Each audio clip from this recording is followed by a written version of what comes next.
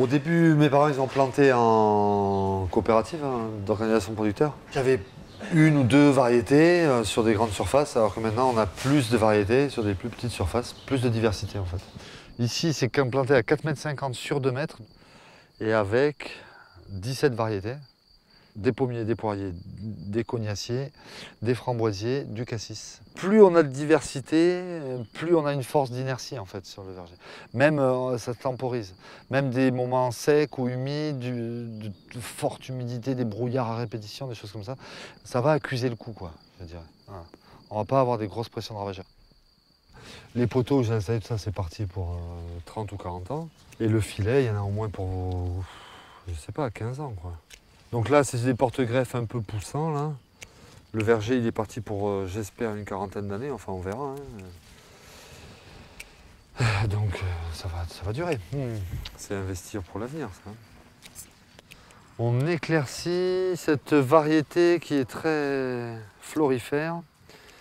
Pinova corail. C'est très bon, c'est excellent, mais ça fait des fleurs, des fleurs, des fleurs. Voilà, il faut que les filets soient levés pour que ça pollinise. Comme elle fleurit beaucoup, elle alterne peu quoi aussi, donc c'est intéressant. Et la tolérance à la tavelure, bah, rien que ça, c'est extraordinaire. Hein, ça évite entre 10 et 15 traitements. Quoi.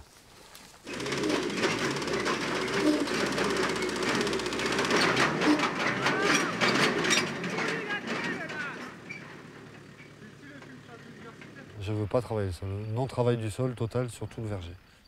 Mon père ne travaillait pas le sol non plus. Et moi j'ai continué ça, à pas le travailler. Pas de décavaillonnage, surtout le décavaillonnage, c'est un truc que j'aime pas du tout. Ça détruit, ça casse les arbres, ça abîme. Mais c'est très pratiqué, c'est très pratique aussi quoi. Mais je pense que moi au niveau biodiversité, j'arrive à avoir des bonnes pommes de qualité sans travailler le sol et je préfère rester comme ça. Quoi. Alors après on a le problème entre la concurrence entre la végétation et les arbres. Et finalement, ça a un effet éclaircissant aussi, quoi, d'avoir de la concurrence. Alors, point trop n'en faut, tout est dans la limite, quoi. Et ça, c'est difficile à jauger, quoi. En verger, la végétation spontanée, elle a vraiment son intérêt. Et ensuite, eh ben, en faisant des semis, des zones où on arrive à semer de la végétation, ces légumineuses dans le rang, et tout ça, c'est quelque chose qui apporte beaucoup, quoi. Bon, il y a une petite concurrence sur l'eau, mais comme on arrose, c'est pas gênant. Ouais. Il y a le rang lui-même de plantation, où là on a essayé d'implanter du trèfle blanc, les luzernes d'Arabie, de la luzerne, du trèfle violet, du trèfle incarnat. Et ça, l'idée c'est on met ça et on n'alimente plus en azote, très peu. À part quelques apports foliaires au mois de mai, mais pas plus. On met plus d'azote au niveau du sol. Mais ça c'est quand même génial. Quoi.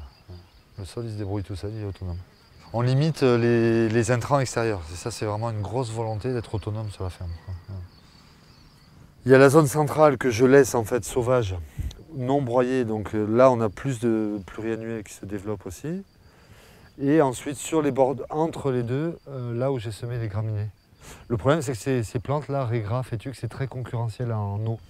Donc il ne faut pas trop en avoir non plus. Quoi. Mais le gros intérêt, c'est que ça tient quand on passe en tracteur.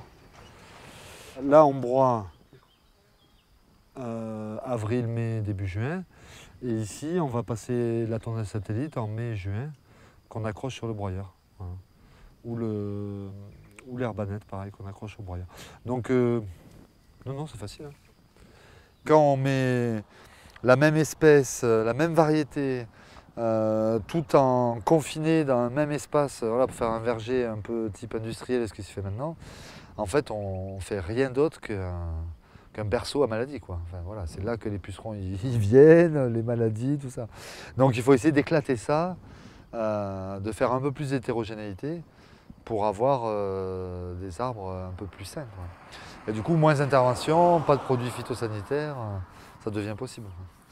Alors la parcelle de 2 hectares, moi j'en ai supprimé 1 hectare et maintenant je surgreffe et on augmente la diversité. Mais l'idée que j'ai au final, c'est ces Royal Gala qui sont sensibles à la tavelure, de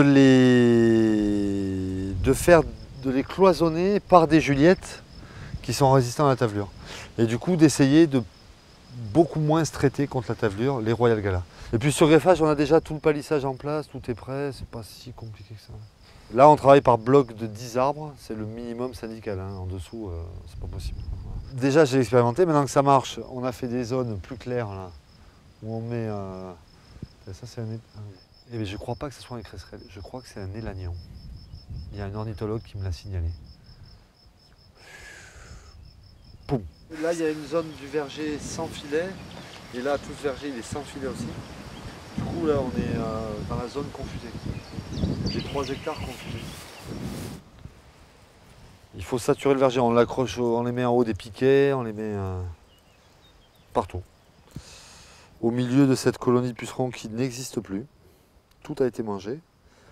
Et une ponte d'araignées. Parce que les araignées, il y en a aussi à foison. Et c'est redoutable prédateur du puceron. Alors que les coccinelles ou les cirques ne sont pas encore là. Donc surtout fin mars, début avril en fait. Donc c'est quand même, on est arrivé à un équilibre.